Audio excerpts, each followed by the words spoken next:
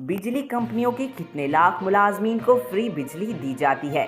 Senate की कायमा committee तवानाई के इजलास में सेक्रेटरी पावर डिवीजन ने बिजली कंपनियों के मुलाजमीन को फ्री बिजली देने की तफसीलात बता दी। तफसीलात के मुताबिक सेनेटर मोहसिन अजीज की जेर सदारत सेनेट की कायमा कमेटी तवानाई का इजलास हुआ, जिसमें वजीर तवानाई अवैस लुगारी ने बताया कि बिजली चोरी का इख्तिताम निजकारी और डिजिटलाइजेशन से होगा।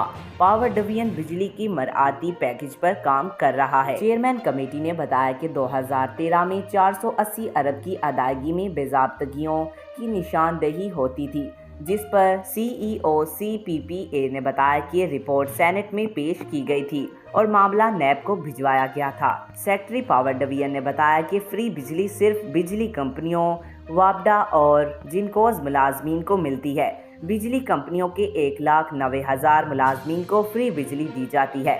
सेक्रेटरी पावर डिवीजन का कहना था कि मुलाजमीन को 1 अरब 30 करोड़ माहाना की फ्री बिजली दी जाती है। बिजली कंपनियों के मुलाजमीन को 15 अरब की मुफ्त बिजली दी जाती है। एक मुलाजिम को साल की 78,000 की बिजली मुफ्त दी जाती है। आज तक के लिए इतना ही। मज़ीद ऐसी मालूमाती वीडियो देखने के लिए हमारे चैनल को सब्सक्राइब करें।